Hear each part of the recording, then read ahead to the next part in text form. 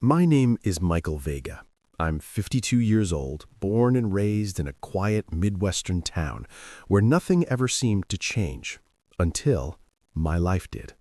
For 6 long years, I devoted every ounce of myself to caring for my wife, Emily, who was believed to be paralyzed after a devastating accident. Every decision, every breath I took revolved around her. Everything unraveled 3 days ago. I had taken Emily to the hospital because she was struggling to breathe. At first, I assumed it was another complication, another hurdle we would face together like we always had. But when the doctor stepped out of the examination room, the look on his face stopped my heart. He didn't avoid my eyes. He didn't soften his tone. His voice trembled as he said, "Mr. Vega, you need to call the police." In that moment, I didn't understand what he meant. I couldn't. But what I was about to learn would tear apart everything I thought I knew about my life. Before I go any further, please hit the like button, subscribe to the channel, and comment where you're watching from. Your support truly means everything. If you had asked me what my life looked like before that day, I would have described it as a cycle of sacrifice and devotion. Every morning began before sunrise. I slept in an old armchair beside Emily's bed, waking with stiff joints and aching muscles, but I never complained. The first thing I always did was smile at her. "Good morning, my love," I'd say softly, as if the sound of my voice could somehow ease the weight of her condition. It's Tuesday, full bath day. My days were built around precision. Emily's care required planning down to the smallest detail.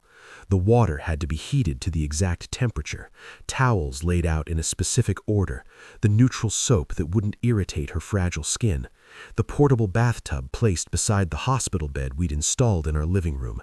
Nothing could be rushed, nothing could be forgotten. "Let's get you out of these pajamas, sweetheart," I whispered as I carefully slid the fabric from her unmoving body. Before the accident, Emily had been a dancer, graceful, vibrant, full of motion. Now she lay still, her body betraying the woman she once was. They told me a truck had run a red light while she was crossing the street. I was out of town, working. That guilt never left me. I handled her with practiced gentleness, just as the visiting nurse had taught me years ago. Eventually, I no longer needed help. I learned how to lift her without pain, how to support her neck, how to preserve her dignity even in the most intimate moments. "Do you know what day it is?" I asked one morning as I ran a warm sponge across her back. "It's our 27th wedding anniversary. Do you remember our wedding?" I always talked to her. The doctors insisted she could hear everything, even if she couldn't respond verbally. We'd developed a system, 1 blink for yes, 2 for no. It was simple, but it was ours. That morning, as I was drying her off, the phone rang. It was Linda, Emily's sister. "Good morning, Michael. How's my sister today?" "We're in the middle of her bath. Everything's normal." "Good," Linda said. "I'll be stopping by this afternoon. I need to discuss something important." "About what?" I asked. "I'd rather explain in person. It's about our parents' house." "All right," I said. "We'll be here." After I hung up, something in Emily's expression unsettled me. There was an alertness in her eyes that felt wrong. "Are you in pain?" I asked gently. 1 blink for yes, 2 for no. She blinked twice, slowly. No pain. "Linda's coming later," I added. "You'll be happy to see her." For a split second, I thought I saw fear flicker across her face. I dismissed it as exhaustion, as my own imagination running wild after years of sleepless nights. Later, while I was feeding her breakfast, oatmeal with honey and orange juice blended exactly as instructed, someone knocked hard on the door. "Who is it?" I called out. "It's David, Emily's cousin. I need to talk to you." David. Always David. The cousin who showed up uninvited with schemes that benefited no one but himself. "Give me a minute," I muttered.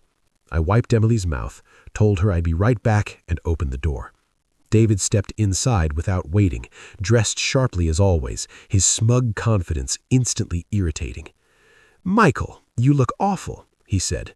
"Can we speak privately?" "My wife is having breakfast. Say what you need to say." He leaned closer, lowering his voice.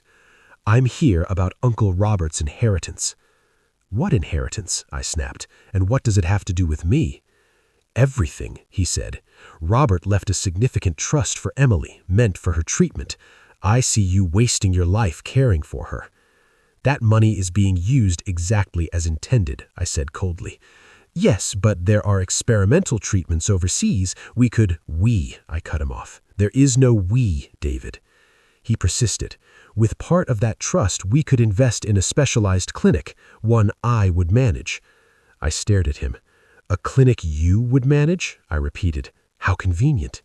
"It's a legitimate proposal," he insisted. "No," I said firmly. "Now leave. My wife is waiting." His smile hardened. "This isn't over," he warned. "I'll return with lawyers if I have to. You're not the only one who cares about Emily." When he left, I rushed back to her. Her eyes were wide, unmistakably afraid. "Don't worry," I whispered. "No one is taking control of our lives." The rest of the morning passed as usual. Therapy exercises, reading aloud, soft classical music. Then the phone rang again. It was my sister, Lucy. "Michael, how are you?" "Tired," I admitted. "Have you heard anything from Sarah?" Sarah, my other sister, had vanished 2 years ago without a trace. The investigation led to nowhere. "Nothing," I said quietly. Lucy hesitated. "I think you should consider a private investigator." "We already tried. We can't afford another." "That's actually why I called," she said carefully. Maybe it's time to consider placing Emily in a specialized facility." My stomach dropped. "Did David put you up to this?" "No," she insisted, "but you haven't lived in 6 years. I'm not abandoning her," I snapped. "It's not abandonment," Lucy said softly. "It's survival." The call drained me. Later, as Emily rested, I noticed something strange on her nightstand, a pill bottle I didn't recognize. The label was smudged. "What is this?" I asked her, holding it up. Her eyes widened. She blinked erratically, breaking our code. "Did someone give you these?" 1 blink, yes. "Linda?" 2 blinks, no. "David?" 1 long blink, yes. Anger surged through me. I slipped the bottle into my pocket, determined to have it analyzed.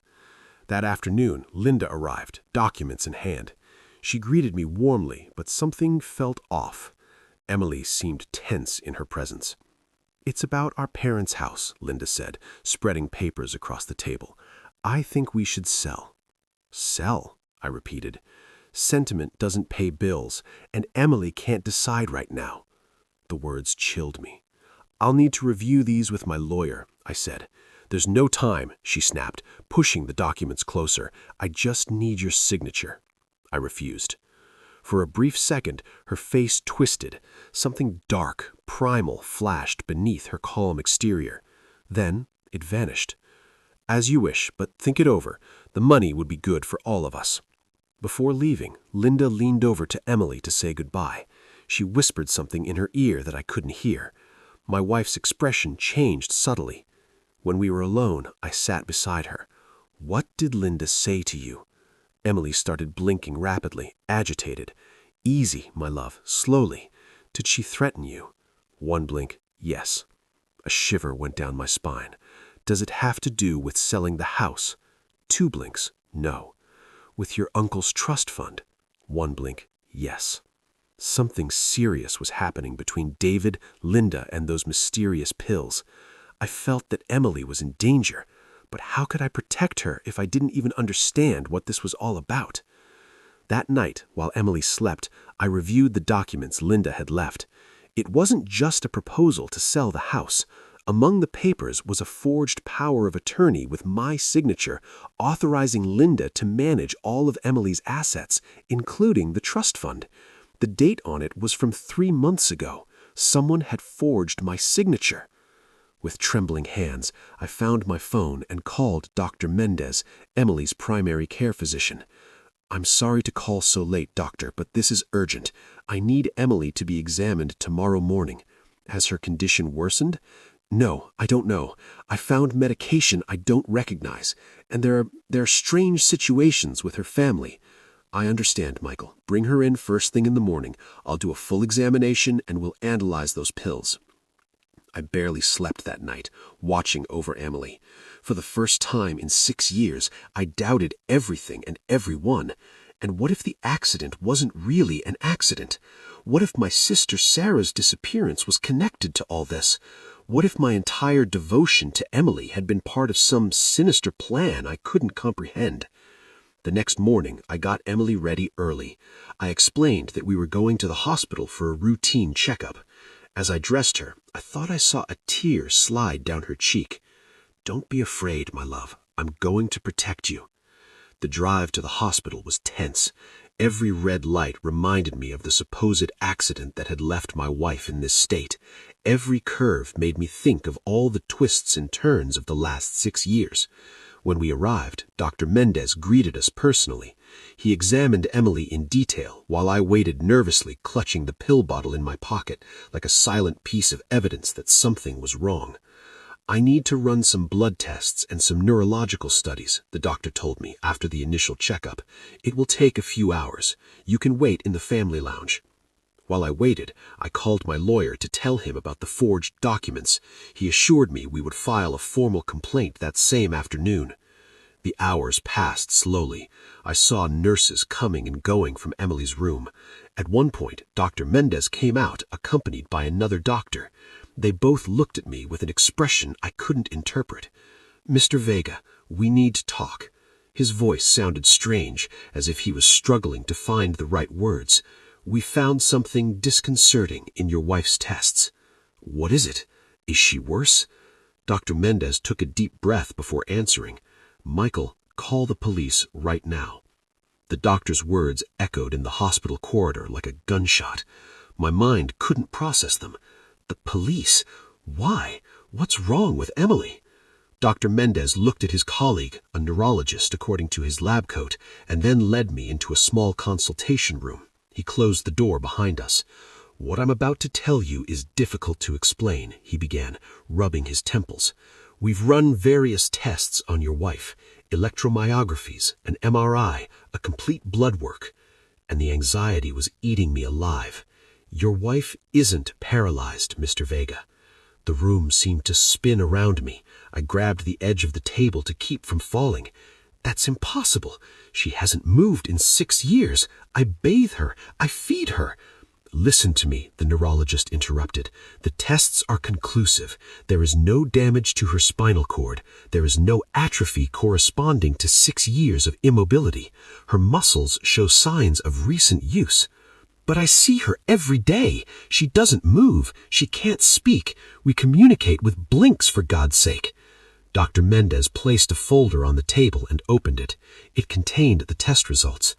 "We also found traces of substances in her blood, benzodiazepines mainly, in controlled doses, enough to create the appearance of paralysis, but not so much as to endanger her life." I collapsed into a chair, unable to process what I was hearing. "Are you saying that Emily has been faking for 6 years?" "Not exactly faking," the neurologist clarified.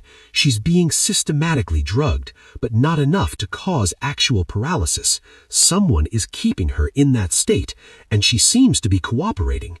"The pills," I mumbled, pulling the bottle from my pocket with trembling hands. "I found this on her nightstand. I didn't recognize the medication." Dr. Mendez took the bottle and examined it. "These were not prescribed by me or any doctor at this hospital." We need to analyze them, but from the looks of it, they could be part of the cocktail of drugs we found in her system. "Who has been giving her this?" I asked, though deep down I already knew the answer. "The police will have to determine that," Dr. Mendez replied. "For now, we have stopped all medication. If our diagnosis is correct, she should start to regain mobility naturally within a few hours." "I want to see her," I demanded, standing up. "First, we need to call the authorities. This is a case of possible medical abuse, maybe even attempted murder." Murder? The word hit me like a sledgehammer. The substances we found, administered over such a long period, could have caused permanent damage. It's a miracle she hasn't developed severe kidney or liver problems. We called the police from the office phone. While we waited, Dr. Mendes continued to explain the situation. The preliminary analysis of her blood shows a very specific medication pattern. Someone has been dosing her with almost professional precision, enough to keep her docile, but not so much that the symptoms would be obvious in our routine checkups. I brought her for checkups every 2 months, I said, feeling my world fall apart. How did you not notice before? Because someone likely adjusted the doses before the checkups, the levels would drop just enough for the symptoms to seem consistent with her supposed condition. Besides, he hesitated for a moment, her medical appointments have been very spread out this past year. Linda managed them, I muttered, remembering how Emily's sister had offered to help me with the appointments. She said it would let me get more rest. 2 police officers arrived in less than 15 minutes. A woman in her 40s, Detective Miranda Suarez, immediately took control of the situation. "I need you to explain everything from the beginning, Mr. Vega," she said, after the doctors presented her with the clinical findings. "How did your wife's supposed accident happen?" It took me a few minutes to gather my thoughts. 6 years of my life seemed to be dissolving before my eyes. I was out of town in Chicago on business. I owned a small craft business. I got a call from Linda, Emily's sister. She told me Emily had been in an accident. A truck had run a red light and hit her as she was crossing the street. "Did you see the police report from the accident?" "No, Linda took care of everything. When I got to the hospital, Emily was already unconscious. The doctors—" I looked at Dr. Mendes. "Not Dr. Mendes, but the doctors who initially treated her. They told me she had suffered spinal cord damage, that she would never walk again." "Do you remember which doctors treated her?" Dr. Vanuela was the main one. I don't think he works at this hospital anymore," Dr. Mendes chimed in. "Vanuela resigned about 4 years ago. He moved abroad, I believe." The detective took a note and continued. "Who else was involved in your wife's care?" "At first, a nurse named Laura came. She taught me how to care for her. After a few months, Linda said it was an unnecessary expense, that I already knew how to do everything. There was also David, Emily's cousin. He would show up from time to time, supposedly to help, but he always ended up talking about the trust fund Emily's uncle had left for her care." Detective Suarez leaned forward. "Tell me about this trust fund." "Emily's uncle, Robert, left her a considerable trust, about $3 million, exclusively for her medical care in case of serious illness. After the accident, as her husband and legal guardian, I had access to that money only for medical expenses. Who was the trustee of the fund? I was, along with a notary, an attorney named Morales. Any withdrawal needed my signature and his. And the family home you mentioned, the one Linda wanted to sell, it's a property in the historic downtown. It's probably worth $5 million, maybe more. It was left to Emily and Linda when their parents passed away." The detective continued asking questions for almost an hour. Every answer I gave seemed to open new cracks in the world I thought I knew. "One last question for now," she said finally. "You mentioned your sister Sarah disappeared 2 years ago. Can you give me more details?" A lump formed in my throat. "Sarah used to come over often to help me with Emily. One day she told me she had noticed something strange about Linda's behavior that she wanted to investigate further. The following week, she disappeared. She left a note saying she needed time for herself, that she was going to the coast for a while, but she never contacted us again." "And you didn't find that suspicious?" "Of course I did. I hired a private detective, but he found nothing. The police said she was an adult who had decided to leave of her own free will, that there were no signs of foul play or reason to suspect a crime." The detective closed her notebook. "Mr. Vega, we are going to reopen the investigation into your sister's disappearance, and now I need to speak with your wife." My heart skipped a beat. "Can I be there?" "I'd prefer to speak with her alone first. According to the doctors, she should be regaining her ability to communicate." Dr. Mendes intervened. "Actually, I think it would be better if Mr. Vega were present. The patient might feel safer." The detective reluctantly agreed. When we entered Emily's room, I was surprised to see her with her eyes open, more alert than I had seen her in years. Our eyes met. I didn't see the love I expected, or even guilt. I saw fear, a deep animalistic fear. "Mrs. Vega, I'm Detective Miranda Suarez. Can you understand me?" Emily nodded slightly. That simple gesture took my breath away. For 6 years, she had only responded with blinks. Dr. Mendes informs me that you should be able to speak soon once the effects of the medication wear off completely. In the meantime, you can respond with gestures. Do you know who has been giving you these substances? Emily stared at me, then looked away towards the detective. She nodded again. Was it your sister, Linda? Another nod, more decisive this time. Was anyone else involved? Emily closed her eyes for a moment, as if gathering strength. When she opened them, her lips trembled. She slowly mouthed a word, silent but perfectly legible. Vanuela, the doctor who had initially treated her, the one who had diagnosed her paralysis, the one who had disappeared 4 years ago. The detective checked her watch. I'm going to leave a patrol car guarding your room, Mrs. Vega, and I'll need some officers to go to your house, Mr. Vega, to secure the location and search for evidence. Of course, I replied, still in shock. For now, do not contact anyone in your wife's family. We will inform them that she is hospitalized for respiratory complications, but we will not mention our discoveries. We need them to believe everything is still the same while we investigate. When the detective left, I was alone with Emily. The silence between us was heavy as lead. I approached her bed, unsure of what to say, how to act in this new reality. Emily, why? It was the only thing I could manage to say. She looked at me with eyes full of tears. She moved her lips, trying to speak. Finally, in a voice from years of silence, she whispered, Sarah. The name of my missing sister on her lips sent a chill down my spine. What do you know about Sarah? I asked, leaning toward her. They killed her. I felt the floor open up beneath my feet. A nurse came in at that moment, interrupting us. She was there to check Emily's vital signs. I need you to step out for a moment, sir, she asked. We're going to clean her up and run a few more tests. I stumbled out into the hallway, staggering like a drunk man. I leaned against the wall, trying to breathe. Sarah, dead. Emily, faking. 6 years of my life dedicated to a lie, and I still didn't understand why. Dr. Mendes came over with a glass of water. You should go home and get some rest, Michael. It's been too many emotions for one day. I can't leave her, I replied.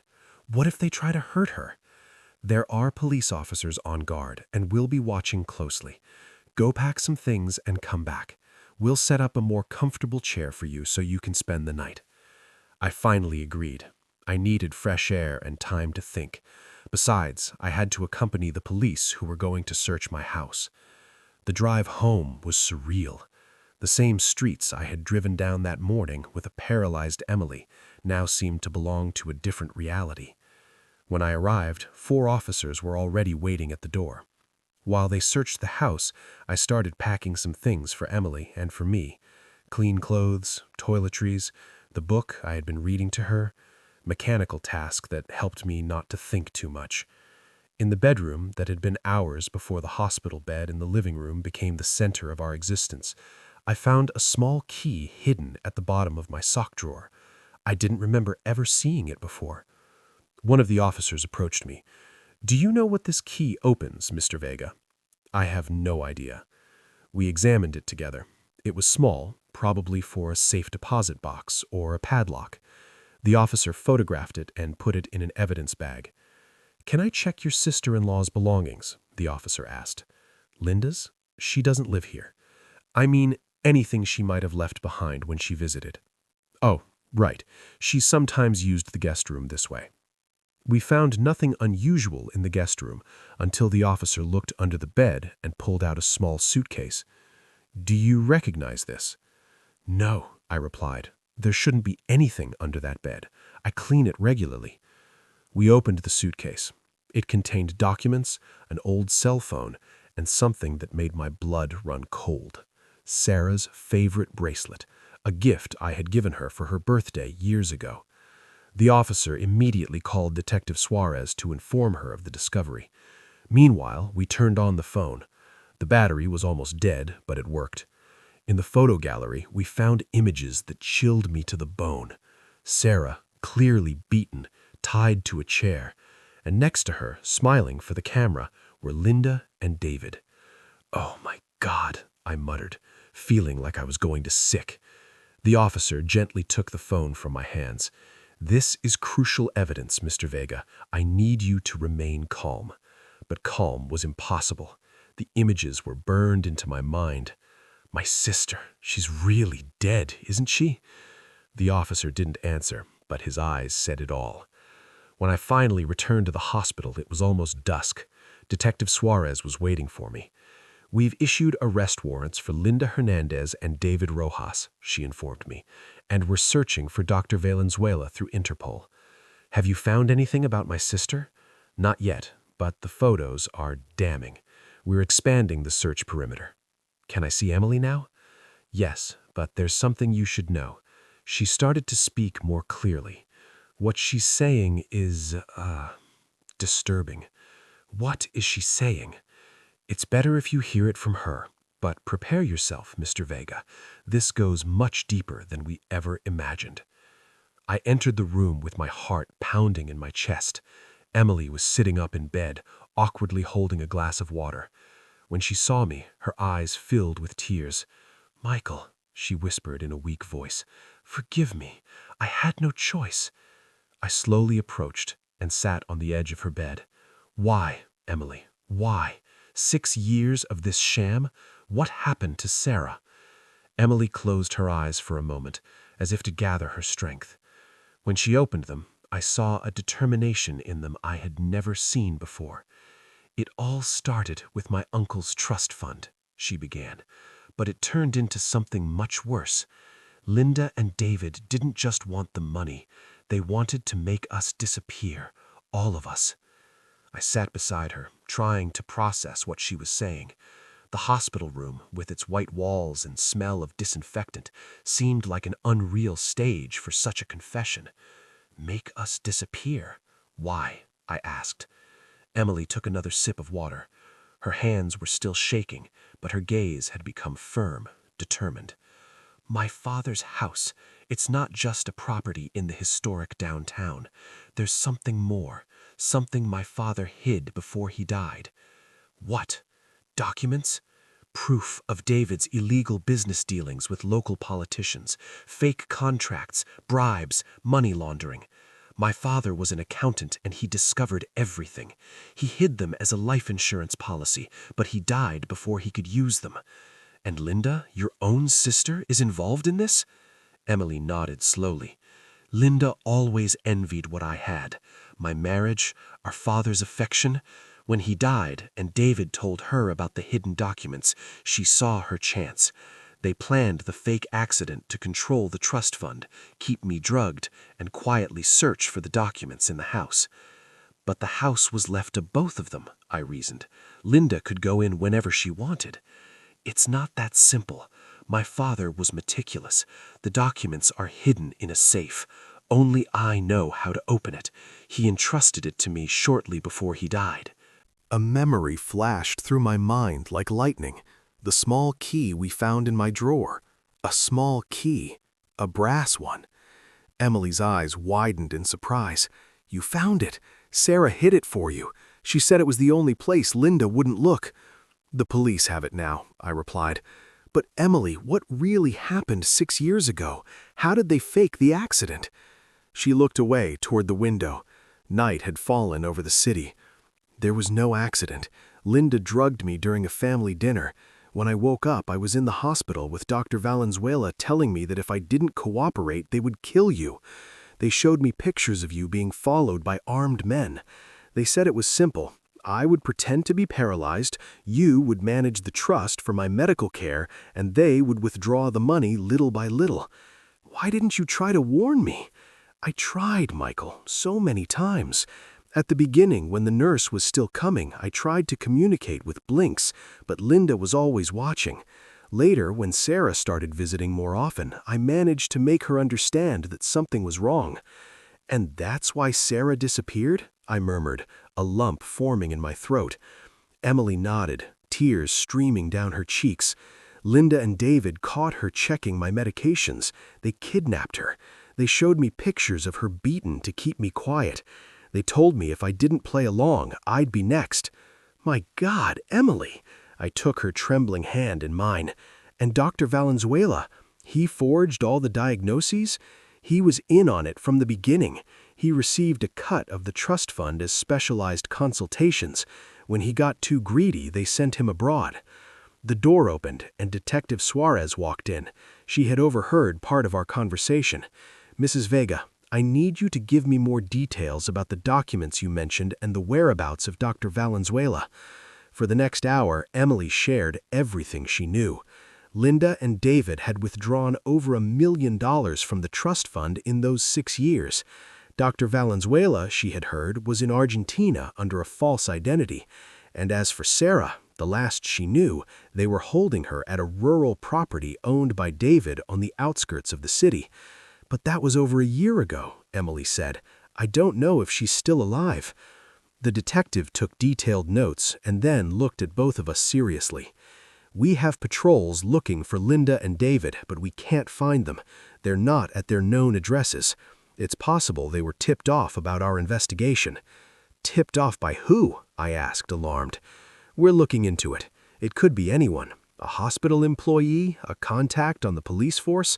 The corruption networks your wife mentioned are extensive." The detective moved closer, lowering her voice. "For your safety, we're going to move Mrs. Vega to another hospital, and you should come with us.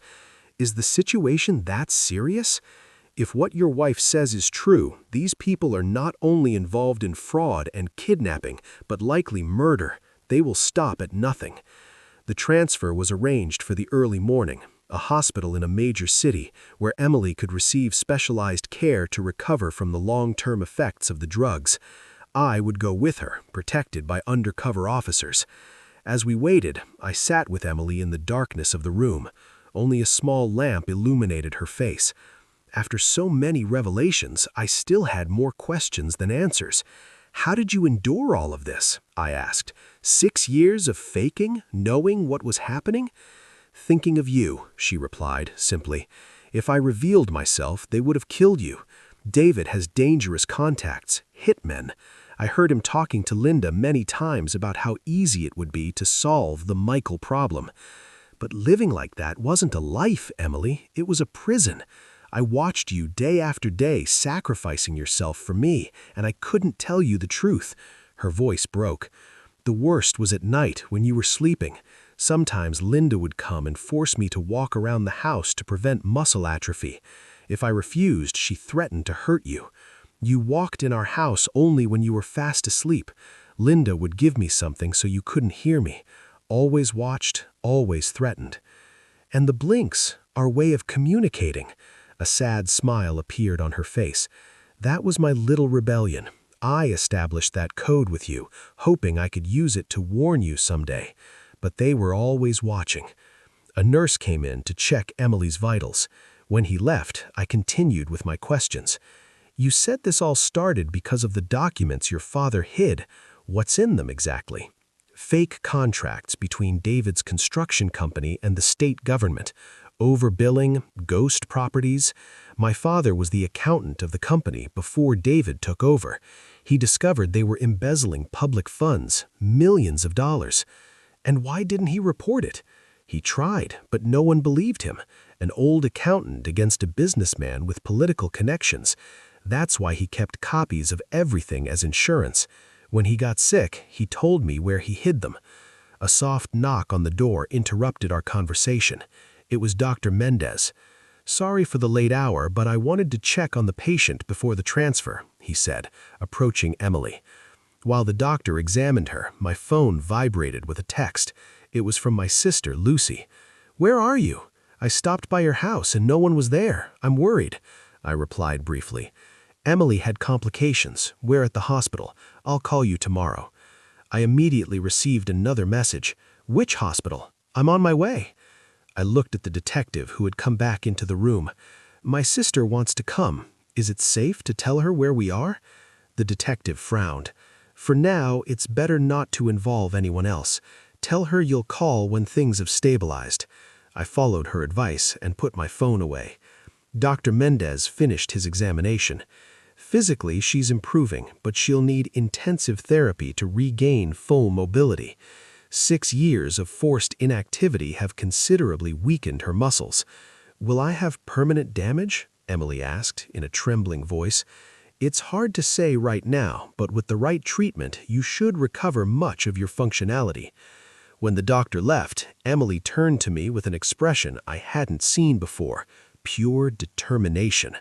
"I need you to help me find Sarah," she said, "if she's still alive." "The police are handling it," I replied. "They've sent units to David's property. She's not there anymore. They moved her months ago. I heard Linda talking on the phone." "Do you know where?" "Not exactly, but she mentioned the lake house.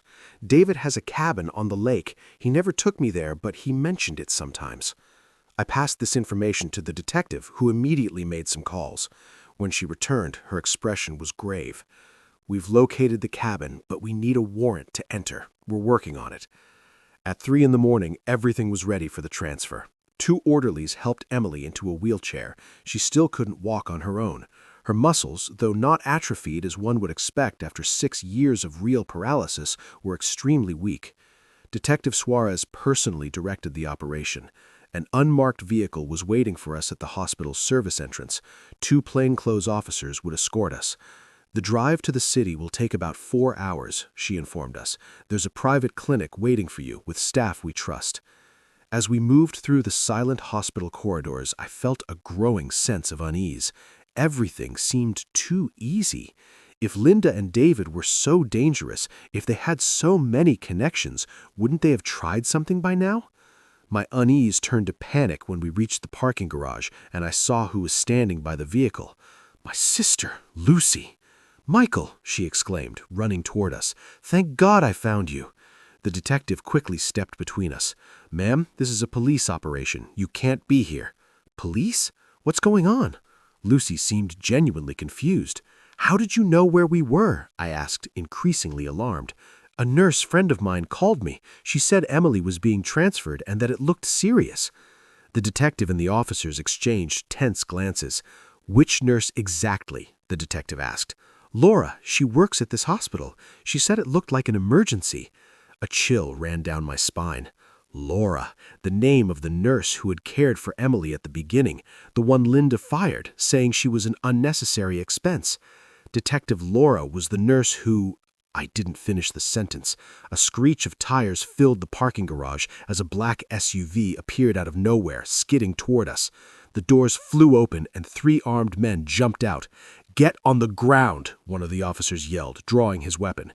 It all happened in seconds. Gunshots, screams. I threw myself over Emily, shielding her with my body. The wheelchair tipped over and we both fell to the floor. I felt a sharp pain in my shoulder. Through the chaos, I saw Lucy running, not for cover, but toward the SUV. One of the attackers helped her get in. "Lucy!" I screamed in disbelief. My own sister gave me one last look before the SUV sped away. There was no confusion in her eyes. There was determination. The officers fired at the vehicle's tires, but it was already too far away. The detective crouched beside us. "Are you hurt?" I felt wetness on my shoulder. Blood. A bullet had grazed me. "I'm fine," I said. "Emily." She was pale but conscious. "I'm not hit," she murmured. "Michael, your sister." "It looks like she's with them," the detective said, helping us up. "Did you have any suspicions?" "None. Lucy was she always seemed to be on my side." The second officer approached, bleeding from a cut on his forehead. "The nurse she mentioned, Laura Mendez. I just confirmed she hasn't worked at this hospital in 5 years. The detective cursed under her breath. "We have a serious leak. Change of plans. We're not going to the city." They quickly led us to another vehicle hidden in a different part of the garage. A paramedic patched up my shoulder. "Where are we going now?" I asked as the car started. "To a safe house," the detective replied, "and I need you to tell me everything you know about your sister, Lucy." During the drive, I tried to process Lucy's betrayal. How long had she been involved? Was she part of the plan from the beginning? I remembered her constant suggestions to put Emily in a home, her insistence that I needed a break. It wasn't concern, it was part of the plan. "Lucy managed my schedule for the last year," I said, suddenly remembering she offered to help me with Emily's appointments, the bills, everything. She had access to all our information. The detective nodded grimly.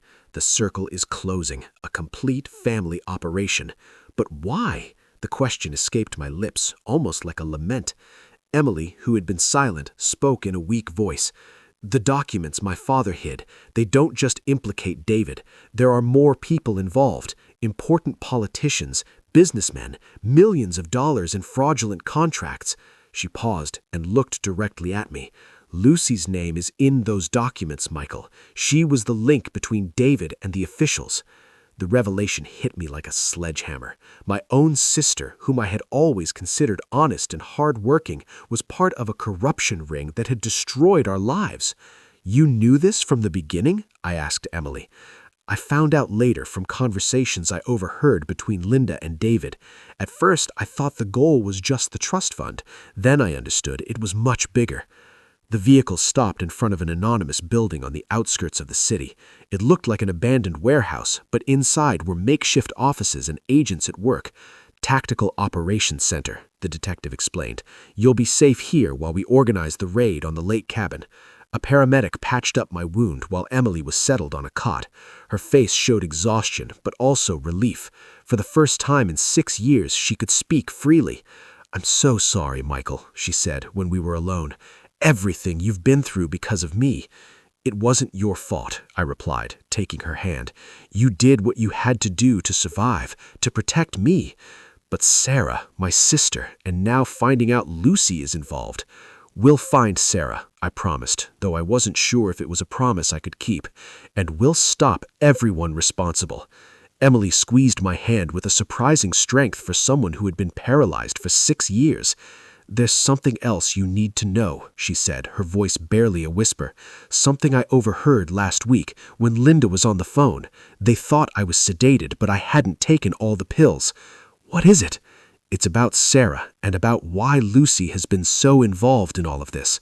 I looked at her expectantly, feeling that any new revelation could only worsen the hell our lives had become. "Sarah isn't dead, Michael." She's alive, and she has a son. Yours. Mariella's words fell like a lightning bolt in the small room of the operations center. My mind refused to process what I had just heard. "That's impossible," I stammered. "Sarah's my sister. How could she have my son?" Emily squeezed my hand tighter. "Not your biological sister, Michael. Sarah was adopted by your parents when she was a baby. You always knew that, right?" I felt short of breath. Yes, I always knew Sarah was adopted. It was something we never hid in the family, but I never imagined. But we grew up together like brother and sister. There was never anything between us. "Not until I was paralyzed," Emily said softly. "Sarah would come to help you. You spent hours together while I pretended to sleep. I saw you getting closer, the way she looked at you." My mind went back to those first years after the accident, the constant exhaustion, the hopelessness. Sarah had been my biggest support, always there, always understanding. "That doesn't mean we had a relationship," I protested weakly. "The night before she disappeared, I heard you. I was in the living room, supposedly asleep. You were in the kitchen. Sarah confessed her feelings for you. She said she had always loved you beyond your adoptive relationship." I remembered that conversation. I had been so confused, so vulnerable. Sarah had hugged me, comforting me for my wasted life caring for Emily. And then, that one kiss that changed everything. "It was only once," I muttered. "I was broken, confused. I never thought there could be a child." "The next day, Sarah disappeared," Emily continued. "Linda and David kidnapped her, but not because she discovered my medication like I told you before. It was because she confessed to them that she was pregnant." "With your child? Why didn't you tell me sooner?" I asked, feeling a mix of confusion and rage. "Because I just found out a week ago. Linda was on the phone. She said the kid was almost 2 years old and that Lucy wanted to get rid of the mother to keep him." Detective Suarez walked in at that moment, interrupting us. Her face showed a mix of urgency and triumph. "We have the warrant for the lake cabin, and they just confirmed there's recent activity there. Lights on, several vehicles." I stood up immediately, forgetting the pain in my injured shoulder. "I need to go with you." "Impossible, Mr. Vega. This is a police operation." "My sister is there, and possibly—" I looked at Emily, who nodded slightly. "Possibly my son, too." The detective frowned. "Your son? What are you talking about?" I quickly explained the situation. The detective listened with a straight face, but I could see the surprise in her eyes.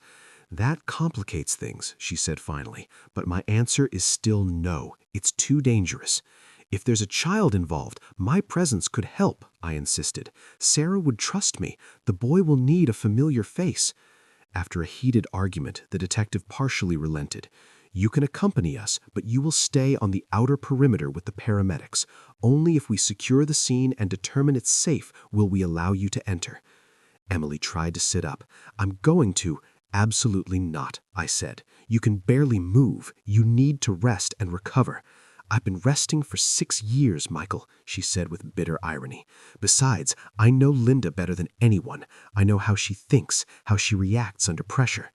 We finally agreed that Emily would come with us, but she would remain in the vehicle with police protection. The operation launched immediately. 4 unmarked police vehicles, tactical officers, snipers. The lake cabin was an hour away. During the drive, Emily told me more details. She had overheard. Linda always wanted a child, but couldn't have one. When she found out Sarah was pregnant, she saw her chance. The plan was to hold her captive until she gave birth, then eliminate her and keep the child. And Lucy? How does she fit in? Lucy is the connection to the corrupt politicians. From what I understood, she and David have been lovers for years. It was her idea to use my fake paralysis to control the trust and keep you busy while they searched for the documents. Where are those documents exactly? In a hidden safe in the fireplace of my parents' house. The key you found is part of the combination. You need that key and a numerical sequence that only I know. The detective sitting in the front seat listened intently. "Those documents will be crucial for the case," she said finally, "but right now our priority is rescuing the hostages." As we approached the lake, the night began to give way to the first rays of dawn. David's cabin was in an isolated area surrounded by trees with direct access to the water. The vehicles stopped about 500 yards from the property. The tactical officers began to deploy silently into the woods surrounding the cabin. From our position, we could see lights on inside and 3 vehicles parked outside. The black SUV from the shootout, a gray sedan, and a red truck I recognized immediately. "That's David's truck," I whispered. The detective nodded and gave the final instructions over the radio. The plan was simple. Snipers would cover all exits while the tactical team entered from 3 different points simultaneously. "Remember, we have confirmed presence of at least 1 minor," the detective said. "Extreme caution." I watched with my heart in my throat as the officers moved toward the cabin. The silence was absolute, broken only by the occasional chirp of an early bird. Emily held my hand tightly. Suddenly, a scream came from inside the cabin, followed by the sound of breaking glass. "Go, go, go!" the detective ordered into her radio. It all happened in seconds. The officers stormed the cabin. There were shouts, commands, and then gunshots. 2, 3 dry pops. "Oh my God!" Emily exclaimed, clutching my arm. The next few minutes were agony. Finally, an officer's voice came over the radio. "Perimeter secure. 2 suspects neutralized, 1 suspect wounded, 2 hostages unharmed. I repeat, 2 hostages unharmed." The detective turned to us. "Wait here until I give the signal." She quickly got out of the vehicle and ran toward the cabin. Emily and I sat in silence, too shocked to speak. After what felt like an eternity, an officer approached and opened our door. "You can come in now. Be careful." I helped Emily out of the vehicle. She still needed support to walk, but her determination gave her strength. We walked slowly toward the cabin where Detective Suarez met us. "David is dead," she informed us bluntly. That their father was an idiot who destroyed his family. But a lie is worse. So I try to explain in a way 5-year-olds can understand that sometimes adults make huge mistakes and the consequences last a long time. And what do they say? They say they want to meet you, to meet Grandma Claire, that they see pictures and they want to hug the people in the pictures. And every time they say that, my heart breaks a little more, because I know I deprived them of that with my stupid decisions.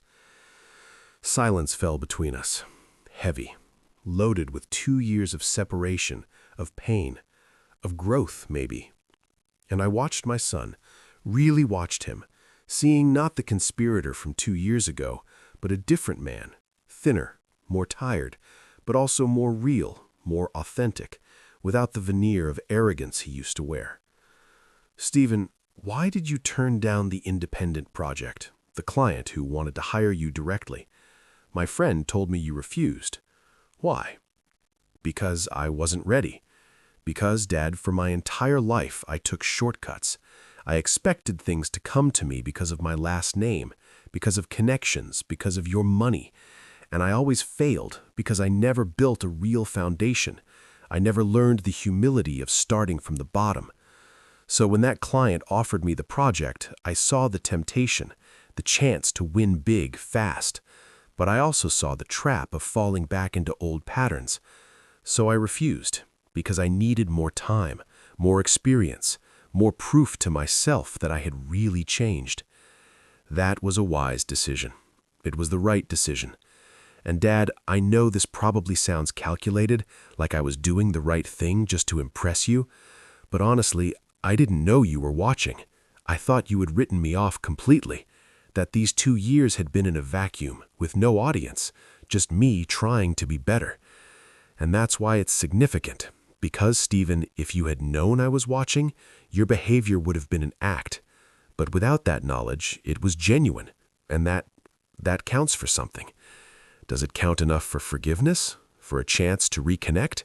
I don't know yet, but it counts for this, for me to consider it, for me to talk to Claire, for us to evaluate if a partial restoration is possible. Not a full restoration, not like nothing happened, but a limited connection with the grandchildren, especially because you're right, they are innocent. They don't deserve to lose their grandparents because of your mistakes. That would be, Dad, that would be more than I dreamed of, more than I deserve. It's not about deserving, it's about opportunity, about giving genuine change a chance. But Stephen, it comes with conditions, strict, non-negotiable. Whatever it is, I accept any condition.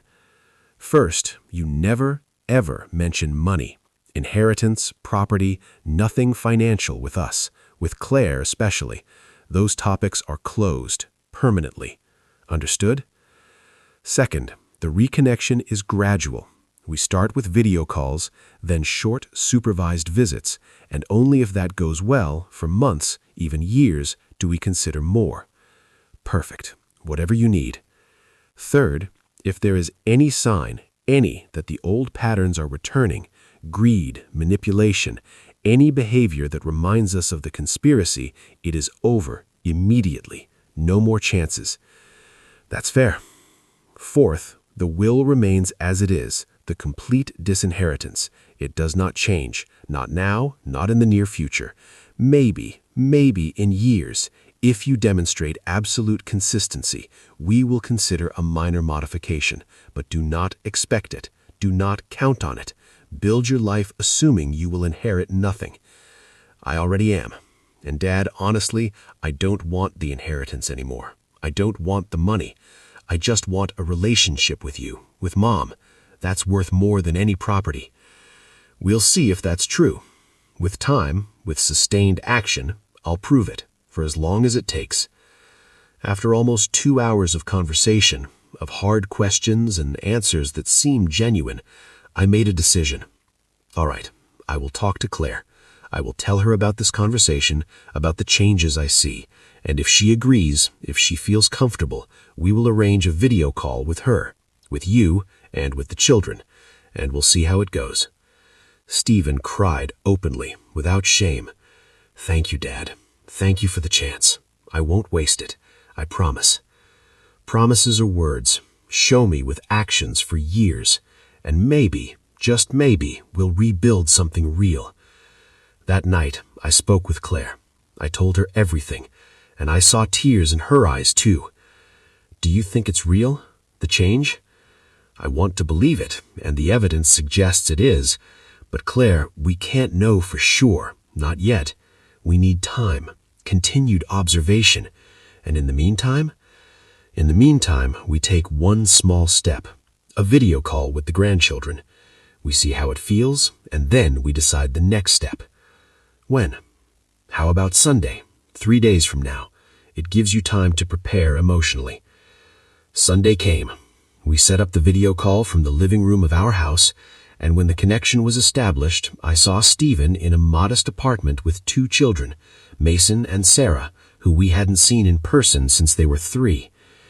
"Kids," Stephen said softly, "do you remember Grandpa Michael, Grandma Claire?" Mason shyly nodded. "From the pictures, but we never talked." "Well, today we're going to talk, and I need you to be respectful and kind. Can you do that?"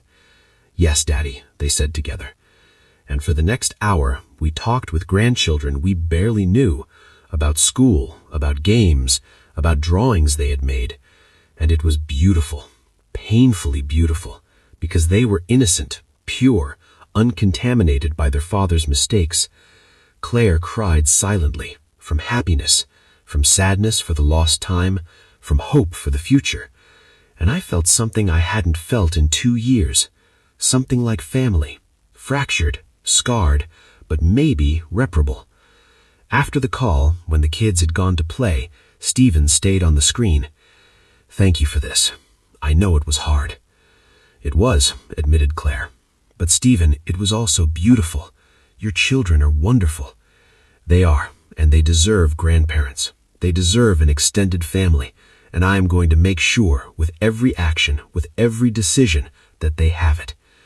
Over the following months, the video calls became weekly, and slowly, very slowly, we began to heal. Not completely, because some wounds are too deep, but enough. Enough to have conversations, to share small moments, to build a new relationship, different from the old one, but real. 6 months after that first video call, 3 years after that Christmas, we invited Stephen and the kids to visit for a weekend, with clear rules. They would stay in a hotel, not the house. They would visit during the day, but return to the hotel at night, maintaining boundaries. And when they arrived, when I saw Stephen get out of the car with the kids, holding his hands, with an expression of genuine gratitude, I felt something, a small pride, because this man who had fallen so low was genuinely trying to be better. The weekend was careful, with awkward moments, but also with beautiful moments. Mason and Sarah playing on the beach, Claire teaching them to build sandcastles, Stephen watching with a gratitude he couldn't hide. The last night, after taking the kids back to the hotel, Stephen returned alone, asking to talk. "I just wanted to say thank you for this weekend, for the chance." "Don't thank me yet. This is a beginning, not an end."